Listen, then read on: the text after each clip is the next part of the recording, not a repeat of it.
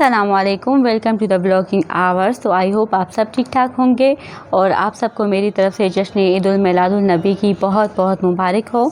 और आज हम जा रहे हैं अपने रिलेटिव के घर, जहाँ पर नबी करीम सल्लल्लाहु अलैहि वसल्लम का उर्स मुबारक भी है। और क्योंकि उनके घर में एक छोटा सा बेबी हुआ है तो उसकी छठी भी रखी गई है। तो जो सिंधी लोग हैं उनको तो समझ आ गया होगा कि छठी क्या होती है, और जो सिंधी नहीं है उनको मैं समझाती चलूँ। जो छठी होती है वो बेसिकली बच्चे की पैदाइश के छठे दिन पर मनाई जाती है। एक छोटा सा इवेंट रखा जाता है और उसमें पूरे ख़ानदान को बुलाया जाता है और एक तरह से ये दावत ही होती है। और सब बच्चे को गिफ्ट भी देते हैं, उसके अलावा बहुत सारी दुआएं भी देते हैं। तो चलिए चलते हैं छठी पर। और इसके अलावा क्योंकि आज 12 रबीउल अव्वल है तो मिलाद शरीफ भी रखी गई है, लेकिन उसकी जो महफिल है वो बाहर सिर्फ जेंट्स में रखी गई है, और जबकि लेडीज़ का जो फंक्शन है वो सिर्फ छठी का है। तो चलिए छठी को एंजॉय करते हैं और साथ साथ में आपको मैं वहाँ पर जो भी रस्में होंगी वो भी बताती चलूँगी। तो आई होप आपको ये व्लॉग अच्छा लगेगा। और माशाल्लाह से हमारे नबी करीम आका सल्लल्लाहु अलैहि वसल्लम की आमद का दिन है, तो इसीलिए हर गली कूचे को इतना खूबसूरत सा सजाया गया है। अल्लाहुम्मा सल्लि सलातन कामिलतन व सल्लिम सलामन ताम्मन। और फाइनली हम अपनी डेस्टिनेशन पर पहुंच चुके हैं और माशाल्लाह से यहाँ पर बहुत ही रौनक लगी हुई थी, लेकिन प्राइवेसी को मद्देनज़र रखते हुए मैं ज़्यादा वीडियो शेयर नहीं कर सकती।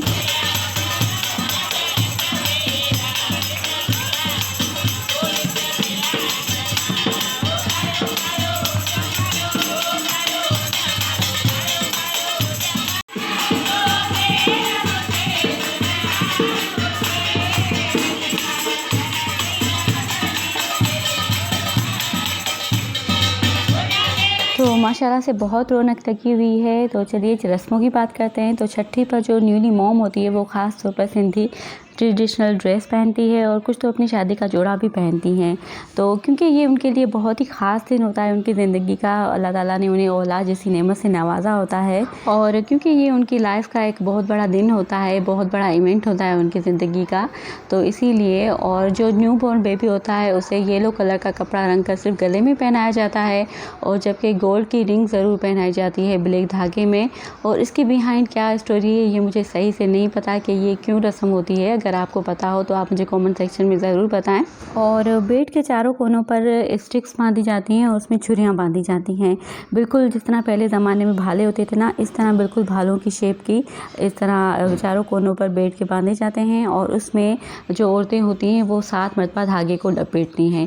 ये भी बतौर रस्म किया जाता है। अब ये क्यों किया जाता है, इसके बिहाइंड क्या स्टोरी है ये मुझे नहीं पता। और इसके अलावा जर्दा पकाया जाता है और उसको दूध के साथ मिक्स करके ये भी बतौर रस्म न्यूली मॉम को खिलाया जाता है। सब औरतें बारी बारी न्यूली मॉम को खिलाती हैं और ये जैसे मुंह मीठा करवाया जाता है, इस तरह की एक रस्म है। और काफ़ी जो औरतें होती हैं जिनको औलाद नहीं होती, तो जो न्यूली मॉम होती है वो बतौर उनको रस्म करती है ताकि अल्लाह ताला उनको भी औलाद जैसी नेमत से नवाजे। और पहले ज़माने में क्योंकि डॉक्टर्स नहीं होते थे, दाई होती थी जो डिलीवरी करवाती थी और फिर 40 दिन तक वो बच्चे का और उसकी माँ का ख्याल भी रखती थी और उसके तमाम काम भी करती थी। तो अब भी ऐसा होता है कि दाई ज़रूर होती है और वो 40 दिन तक न्यूली जो मॉम होती है उसके साथ रहती है और बच्चे की मालिश वगैरह करना ये सब काम उसके ज़िम्मे होते हैं। तो काफ़ी रस्में उससे भी करवाई जाती हैं। और क्योंकि दाई जो होती है उसको दुआगू समझा जाता है, क्योंकि वो चाहती है कि अक्सर बच्चे घरों में बच्चे पैदा होते रहें, लोगों की औलादें होती रहें और उनके घर आबाद रहें। तो काफ़ी रस्में उस दाई से करवाई जाती हैं और जो भी सदक़े के पैसे होते हैं वो भी दाई को ही मिलते हैं। तो मदर और उसके बच्चे को जो काले धागे बांधे जाते हैं वो जो दाई होती है वो बांधती है। और दाई को क्योंकि दुआगू समझा जाता है, तो इस तरह के मतलब औरतें जिनको औलाद नहीं है और उन ख्वाहिशमंद है कि अल्लाह ताला उनको औलाद जैसी नेमत से नवाजे, तो वो भी बतौर रस्म दाई से धागा बंधवाती हैं या फिर जो मदर होती है उससे धागा बंधवाती है, बतौर रस्म करती हैं ताकि अल्लाह ताला उन्हें भी औलाद की नेमत से नवाजे। तो बहुत ही खूबसूरत सी रस्में हैं और इनके पीछे की स्टोरी भी बहुत ही अच्छी है। और जो बेबी की मदर होती है वो भी बतौर रस्म के तौर पर उनका मुंह मीठा करवाती है ताकि अल्लाह ताला ने जिस तरह उसकी गोद भरी है उनकी भी गोद भर जाए और अल्लाह ताला उन्हें भी खुशियाँ नसीब करे। और ये बरसों से ये रिवायतें चलती आ रही हैं सिंधियों में, और जो सिंधी हैं उनको ज़्यादा पता होगा।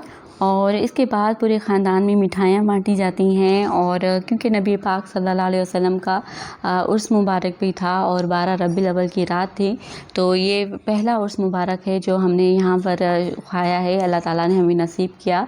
और ये भी एक सादत है, आप कहीं पर जाते हैं और जाकर वहाँ पर उसका 2 दाने भी खाते हैं तो ये आपके लिए एक सादत है। अल्लाह ताला सबको नसीब फरमाए। और जो न्यू बॉर्न बेबी है, अल्लाह ताला उसकी उम्र दराज करे और अपने माँ बाप के लिए आंखों की ठंडक बने, आमीन। और जब ऐसी गैदरिंग्स होती हैं तो आपको काफ़ी टाइम से जो रिलेटिव नहीं मिले होते हैं उनसे भी आपकी मुलाकात हो जाती है।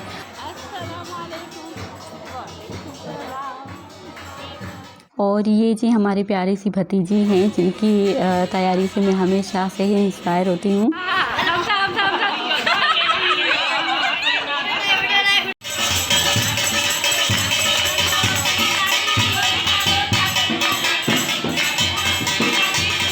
और माशाल्लाह से बहुत ही अच्छी रौनक लगी हुई थी और सबने बहुत ही एंजॉय किया फंक्शन को। और अल्लाह ताला ने ऐसी और भी खुशियाँ नसीब अता फरमाए।